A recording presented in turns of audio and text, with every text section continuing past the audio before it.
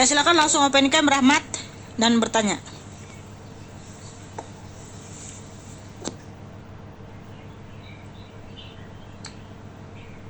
Selamat malam.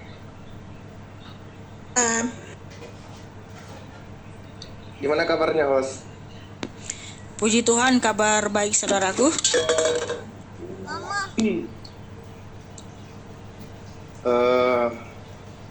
Udah ya. Silakan.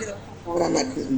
Ini aku mau tanya Kak tentang Matius 26 ayat 53. Matius 26 Ayat 53.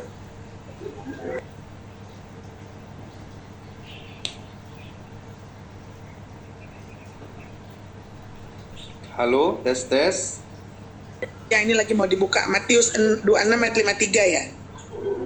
Matius 53.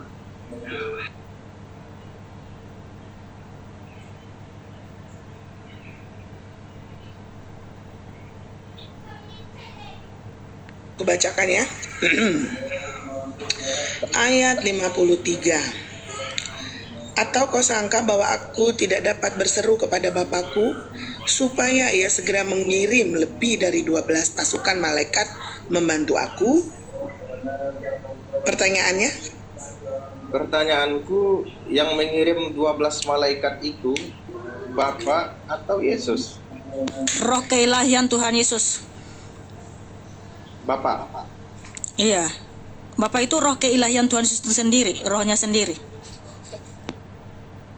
Berarti yang maha kuasa roh keilahiannya atau Yesusnya? Ya sama saja.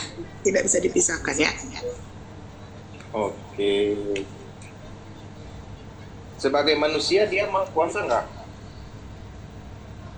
Dia maha kuasa dan dia bukan manusia. Dia hanya mengambil rupa. Dia bukan manusia kayak kita. Kita kan lahir biologis ya dari ibu dan ayah. Dia enggak. Dia hanya roh, hanya mengambil rupa manusia. Kuasanya justru sangat luar biasa, berjalan di atas air, membangkitkan orang mati, menciptakan mata yang baru bagi Bartolomeus. Ketika ada pengemis yang buta di pinggir jalan, Yesus lewat. Lalu Bartolomeus bilang, "Kasihani aku." Yesus melakukan penciptaan sama seperti dia menciptakan Adam. Dia ambil tanah, dia taruh nih ke mata Bartolomeus, terciptalah mata yang baru. Jadi banyak sekali mukjizat yang Tuhan lakukan, dan itu perbuatan Tuhan dan hanya Tuhan yang bisa lakukan. Silakan. Oke Kak, berarti yang maha kuasa itu keilahiannya atau rohnya ya? Keilahiannya atau rohnya, dia itu satu. Rohmu Rahmat, dirimu sendiri apa rohnya si Yudas? Gimana? Rohmu itu yang di dalam dirimu itu rohmu sendiri apa rohnya si Polan? Roh saya? Hah. Iya. Gitu. Seperti itulah Yesus. Rohmu, jawab dulu ini, kayaknya bingung sekali si Rahmat ini. Bilang roh saya. Ketika rohmu berkuasa, apakah itu jadi oknum yang lain? Tidak. Ya sudah, tetapi roh kita manusia itu memang nggak punya kuasa, terpental hanya dalam diri kita. Loh, kalau roh Tuhan Yesus itu dia ada di surga, ada di mana-mana. Jadi jangan kamu membatasi kemakuasaan Tuhan Yesus. Nggak usah bingung kau Rahmat. Oke. Jadi yang menyembuhkan orang buta tadi yang berjalan di atas awan itu rohnya atau manusianya? Roh keilahiannya. Coba buka Matius 14 ayat 23. Tapi sebelum dijawab, kamu harus paham ketuhanan orang Kristen ya. Maaf, kamu bukan Kristen kan? Enggak, saya Muslim. Ya, jadi ketuhanan orang Kristen itu Tuhannya Esa, ya. Jadi dia adalah roh cahaya yang tak terhampiri, yang datang ke dunia mengambil rupa manusia. Dia bukan manusia kayak aku dan kamu, ya. Dia manusia, dia punya dagingnya daging Tuhan gitu, daging yang maha kuasa gitu. Kalau kita kan enggak, kita mati nanti dimakan cacing, belatung, dan jadi tanah. Kalau dia tidak ya, dia sudah membuktikan dia bangkit sama seperti tubuhnya ketika dia ada di dunia. Silakan Mikana. Coba Matius 14 ayat 23.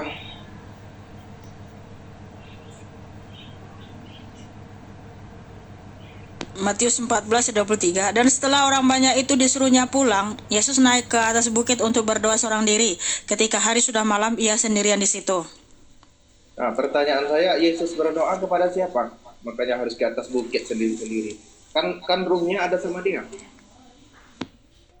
Jadi gini Rahmat, ketika Tuhan sudah datang ke dunia, dia memberikan kita teladan supaya kita mengikuti apa yang diperbuat Tuhan Yesus, bahwa kita harus tekun berdoa.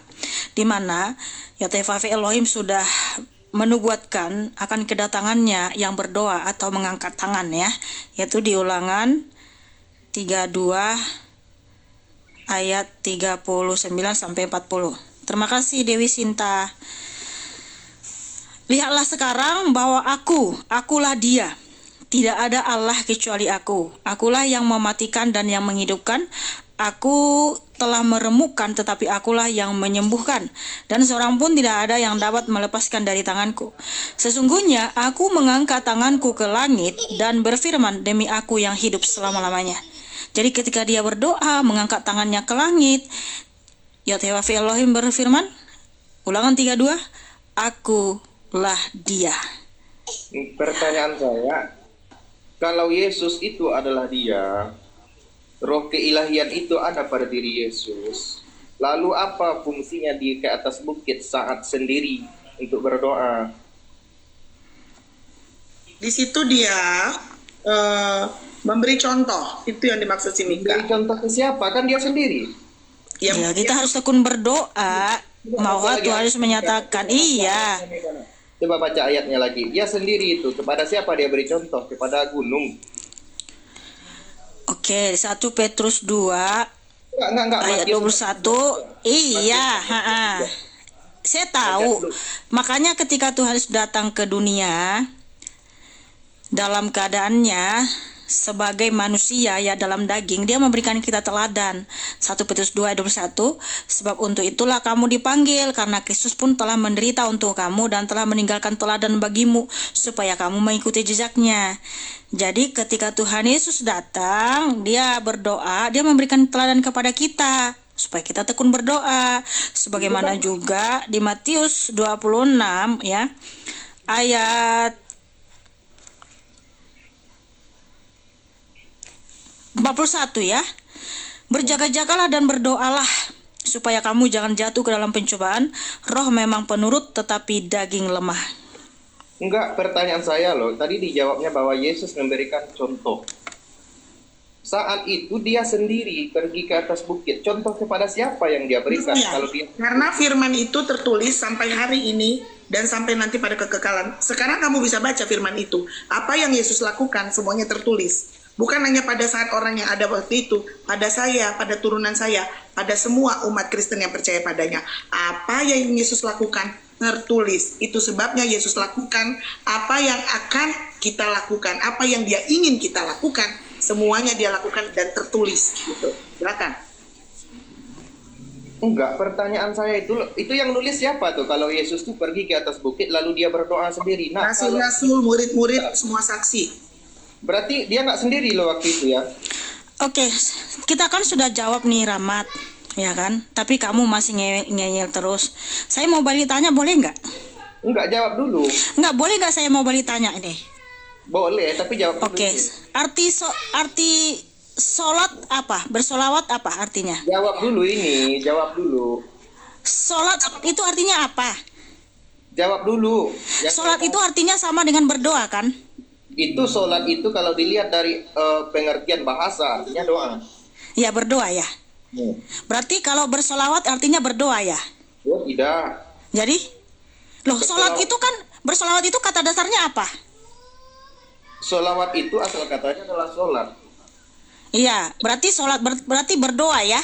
Mendoakan ya? Tidak. Terus? Loh, Secara bahasa berbeda. sholat dengan- itu kan artinya berdoa. Ini saya jawab nih. Nah, Sholat itu artinya berdoa dari segi bahasa. Tapi tidak semua berdoa itu dikatakan sholat. Sholawat asal katanya adalah doa. Tapi iya tidak doa. selalu Berarti kan sholawat. bersolawat artinya berdoa. Bentar, tapi tidak selalu mendoakan. sholawat itu diartikan dengan doa, tidak. Anda harus belajar kaidah bahasa Mikana. Saya belajar kaidah bahasa Yunani, harus kembalikan kepada kaidah bahasa Yunani. Saya belajar bahasa Arab, kembalikan kepada kaidah bahasa Arab. Saya belajar bahasa Inggris, kembalikan kepada kaidah bahasa Inggris. Sama seperti ini, memasukkan sesuatu ke rongga mulut lalu ditelan, itu apa namanya? Ayo jawab. Kamu langsung ini saja gitu. Sholawat itu artinya apa? Sholawat itu secara definisi adalah berdoa. Ya udah, berarti kan bersolawat itu artinya berdoa, bukan? Secara penjelasan, sholawat itu tidak hanya diartikan dengan berdoa. Penjelasannya Kan begini. tadi kan kamu bilang bersolawat itu artinya berdoa. Simak baik-baik. Definisi dari makan adalah memasukkan sesuatu ke dalam rongga mulut lalu ditelan. Itu makan, betul nggak? Iya, saya tanya arti bersolawat artinya apa? Dalam bahasa Indonesianya bersolawat artinya apa? Bentar. Saya jelaskan sampai selesai, baru dijawab seperti tadi, seperti kita. Makan itu memasukkan sesuatu ke dalam rongga mulut lalu ditelan. Itu makan. Tetapi tidak semua memasukkan sesuatu ke dalam rongga mulut lalu ditelan dinamakan makan. Ada kalanya bisa dinamakan minum. Padahal aktivitasnya sama, oke? Tapi pengertiannya berbeda. Sama seperti ini, asal kata dari sholawat itu adalah sholat, ya artinya berdoa. Tetapi secara penjelasan, itu sholawat itu tidak hanya selalu diartikan doa, tapi bisa diartikan dengan memuji. Oke? Memberikan penghormatan. Silakan belajar kaidah bahasa Arab kalau ingin memakai kata bahasa Arab. Gitu. Iya, tapi yang jelas di sini bersolawat itu artinya apa? Yang jelasnya aja, secara singkat bersolawat itu artinya apa? Bentar. Ketika ada dalam Al-Quran, Innallaha wa malaikatahu yusalluna ala nabi, sesungguhnya para malaikat dan sesungguhnya Allah dan malaikat bersolawat kepada Nabi, bukan berarti Allah dan malaikat berdoa kepada Nabi, tidak, tapi memuji. Di situ kan kamu bilang tadi bersolawat itu artinya berdoa. Secara pengertian bahasa, paham nggak? Nah, secara pengertian bahasa artinya sholawat itu artinya berdoa, ya bersolawat artinya berdoa. Sholat itu kan doa. Iya. Bersolawat artinya berdoa atau mendoakan, betul nggak? Betul. Terus kenapa kamu muter-muter lagi? Karena Anda pernah belajar bahasa Indonesia nggak? Iya, kita belajar bahasa Indonesia lah. Pernah nggak belajar? Karena saya belajar bahasa Indonesia lah, makanya saya tahu kalau artinya berdoa mendoakan itu sama aja maknanya. Mendoakan ya berdoa sama aja itu. Pernahkah Anda belajar tentang pengertian dari etimologi dan terminologi? Pernah nggak? Tahu dia semua itu. Iya. Kita balik aja ke topik. Balik aja ke Iya. topik. Kalau ilmuwan kamu belum tentu menang. Balik aja ke topik. Bersolawat itu Iya. artinya apa? Apa? Bersolawat itu artinya berdoa. Itu artinya doa, memuji, memberikan penghormatan, banyak artinya. Pada manusia. Kepada siapapun itu. Oh, jadi kamu bisa bersolawat ke aku kalau kamu lagi memuji aku. Kita memuji, karena kita sesama Indonesia, maka pakai kata-kata memuji, bukan berselawat. Oh, jadi itu tadi malaikat bersolawat kepada nabimu gitu. Ada tadi kata-kata. Di sini kan sesungguhnya Allah dan para malaikat berselawat untuk Nabi. Ya, artinya dia Berarti memuji. Allah Memuji dia, memuji. Memuji nabi. Ya, Allah memuji nabi. iya betul.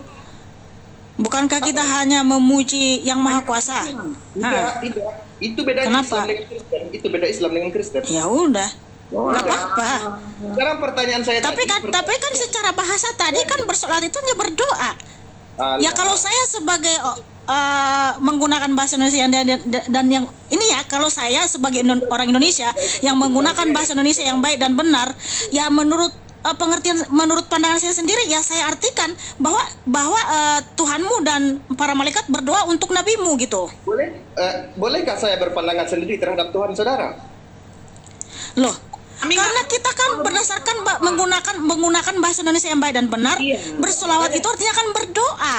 Di situ belum ada pandangan. Di situ Ya karena kamu kan tadi bilang bersolawat itu bahwa artinya itu adalah berdoa. Tidak selalu berdoa, kan sudah saya katakan tadi di awal. Bersolawat itu bisa diartikan berdoa. Ya kalau kita menggunakan bahasa Indonesia yang baik dan benar, kalau bersolawat itu kan artinya berdoa. Nah di sini saja, ya ketika kamu tadi bertanya tentang, kita sudah jelasin kenapa Tuhan harus berdoa, kita jelas itu memberikan teladan. Tuhan juga berdoa kepada roh keilahiannya sendiri karena dia sudah bersabda bahwa ketika dia datang ya, Yoteva Elohim sudah berkata, aku tetap dia. Gitu. Kita sudah jelasin tapi kamu ngeyel. Sekarang ketika kita tanya tentang kitamu, di situ sudah jelas bersolat itu kamu bilang artinya berdoa. Lalu kenapa Tuhanmu dan para malaikat berdoa kepada nabimu? Sekarang saya jawab ya. Solawat itu bahasa Arab, bukan bahasa Indonesia. Oke, asal Bahasa kata Indonesia artinya apa? artinya berdoa, memuji, memberikan penghormatan. Ya, oke, pertanyaannya lagi, apakah Apa? benar itu artinya Allah dan malaikat berdoa kepada nabimu? Memuji, kan saya sudah katakan memuji bukan berdoa. Bukannya arti selawat itu tadi kamu bilang artinya adalah berdoa. Bersolawat itu bisa diartikan berdoa, bisa diartikan memuji, bisa diartikan memberikan penghormatan. Apa lagi yang kurang jelas? Walaupun kamu bilang memuji, apakah pantas Tuhan memuji atau Pantas. memuja manusia? Pantas, apalagi pantas? Apalagi? Kami nggak boleh. Hanya Iya, kepada iya. Tuhan yang maha pencipta lah kita memuji. Kalau berbicara tentang boleh atau tidak, Tuhan kami juga tidak boleh mati. Tapi itulah perbedaan kita yang harus kita hargai. Tuhan kalian mati loh, jadi bangkai 3 hari loh. Tuhan kami nggak boleh punya alat kelamin, kalian boleh. Itu harus saling menghargai, nggak boleh saling memaksakan. Ini dia udah mulai menghujat nih si Rahmat ini. Kalau dia nggak bisa jawab, dia mulai dengan membawa ini nggak ada ini. Itu kenyataan nggak menghujat itu. Malah sih kalau isi Rahmat itu tiba-tiba nanti bawa ini bawa itu, ketika dia tuh udah mulai nggak bisa jawab gitu ya kan, dia tuh bawa inilah kelamin ini, kayak nggak ada etika banget sih. Rahmat Sesuatu yang nggak ada di Alkitab yang dibilangin sama dia. Doyan berkelamin sih kalian itu. Jadi Iya. otaknya ke sana mulu. kelamin kan? mulu.